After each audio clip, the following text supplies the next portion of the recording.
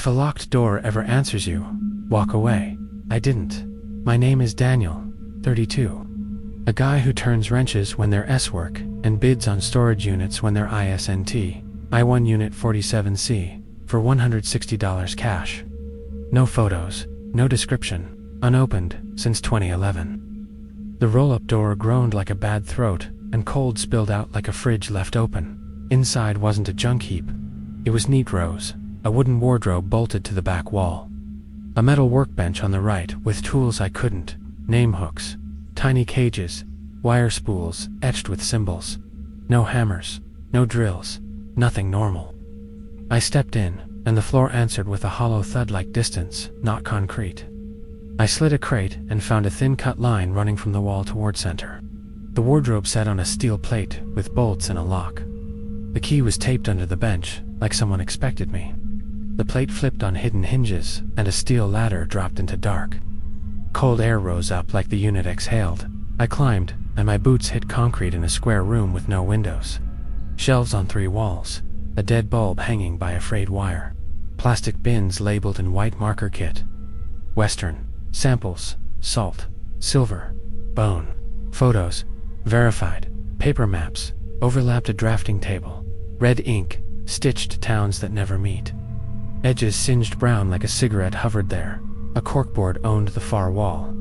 String, Polaroids, clipped headlines, careful fear packed every bin. Vials, film cameras with tape over brand names. Notebooks on thin, crackling paper. Tight, flat handwriting that hated wasted ink. July 9th, 1984. Subject heard through plaster. Counting, responds to rhythm, doors useless, light delays, salt deters. Names not advised. Then another line that tasted like metal. Do not knock back. Do not teach it your timing. I turned the bottom photo over and saw a narrow motel hall, door H2 in cheap metal numbers. A man in a long coat standing hands in pockets with his chin dipped mid-step. His smile didn't fit his face, not clown-wide, wrong-wide, the kind you can't unsee. On the back in pencil, H2, do not engage, cycle unknown. A tarp-covered trunk held thin folders. The same door across years. Small-town motels with the same floor plan. Power dips before activity. 1 or 2 missing people spaced by years. Clusters suspected at 13-year intervals. Light delays, but does not save. The handle never turns. It opens. I tried to put everything back exactly where I found it, and the air drew tight like the room was learning my size. The ladder sang when I climbed. Not metal and cold. More like a throat clearing. I rolled for 7C down, locked the disc lock. White-knuckled home, told myself to forget. At 2:58 a.m., the hallway outside my apartment breathed coin-cold air. At 3 a.m., my closet tapped back 3 times in my pace, and then a 4th, like it was learning how I count. In the morning, I bought salt, and lined my threshold, because a page told me to, and men out of good ideas follow rules that sound dumb until they work. I went back to 47C. The fluorescent hum felt tired. I cracked the door, and cold leaned out, like someone waiting. Low on the metal I saw it, a small wet handprint at knee height, not paint, not dust. Edges blurred, like it had been pushed from inside the coat of paint. I touched it, and my fingers came away damp. I should have walked. I knocked instead. The wall answered 2 feet to my left, with the same rhythm. Patient, polite, I flipped the plate and climbed back down. A bin labeled measures held an old wooden metronome with a brass arm and taped warnings. Do not set a beat. Do not let it learn yours. Break patterns. Miscount on purpose. Speak numbers you don't know. A red leather journal hid behind it. Doorwork notes for those who insist on knocking. Never say your full name if the door opens. Never think it either. Time binds. It learns the space between your breaths. It learns the way your bones wait. I broke my breathing on purpose, and the bulb flickered like the room objected. Upstairs I tested what I feared. I set the metronome center floor, and let it tick under the roll-up ribs. After 20 ticks, the door itself started a second sound. A thin tap sliding between ticks, then on them, then with them, moving closer until tick and tap were the same. I killed the metronome and the tapping kept going. I popped my phone battery like that would help, and slept in my truck by the chain-link fence. Film beats phones. The notebooks insisted, so I set a camera on a tripod. 24 hours later, I had prints. Half were nothing, Half were worse. The wall rippled like depth, not light.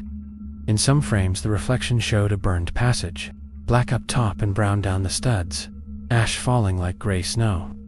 In one frame, a smear at the floor seam wasn't a smear, it was a small forearm pressed flat to push. Frame 32 took the heat out of me. The reflection showed my jacket and my shoulders, but my head turned the wrong way for where I stood behind the camera. At home, a thin strip of receipt paper waited on the counter with bled ink. Light delays, names invite, timing binds. I slept with a wrench under my pillow, and the next night the knocks arrived on my inhale. Not the wood. I held my breath until stars freckled the dark. When I gasped, the timing matched me perfectly. I decided to bury the problem. 10 bags of Quickset rode in my truck. I rolled the door like I was late to work and poured. The first bag lay clean and gray. The second clumped. Below the slab something started to knock, slow then faster, matching my trowel until scrape and thud braided into one sound. By bag 6 the air sawed my lungs. The salt line at the threshold went gray, then black at the edges like burnt hair. Below, small footsteps paced.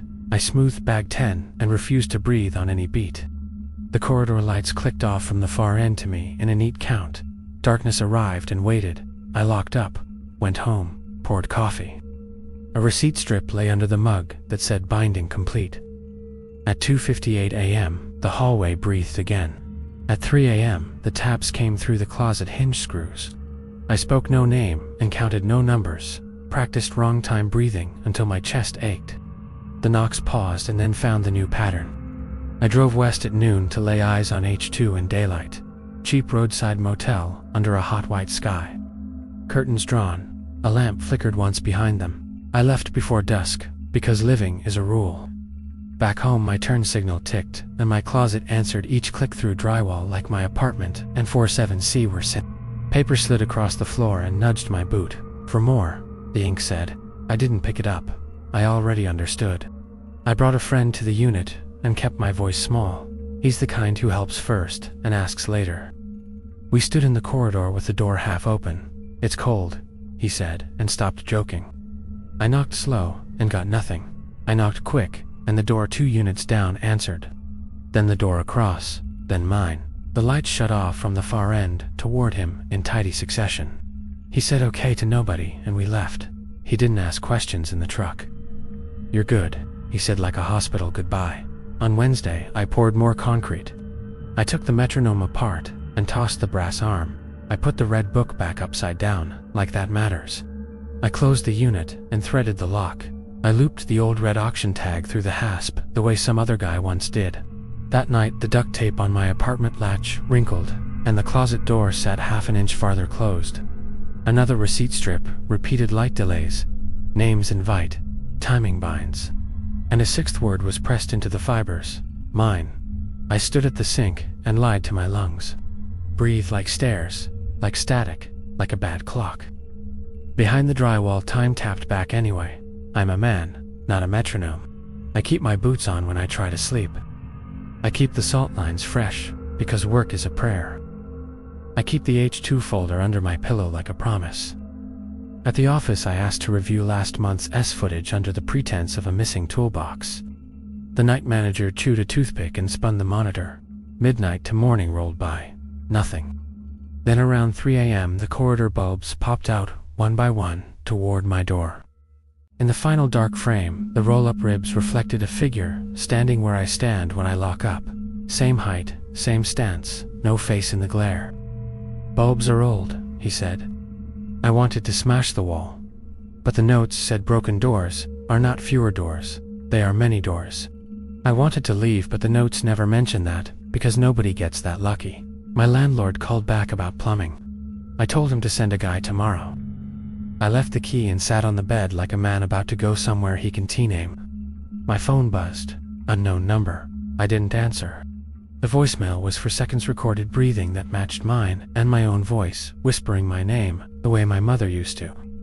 I hadn't spoken my name out loud since reading the rules. I drove, not to 47C. To the other thing, a stapled map pointed 3 hours west, H2. The red book said, never alone, and never at night.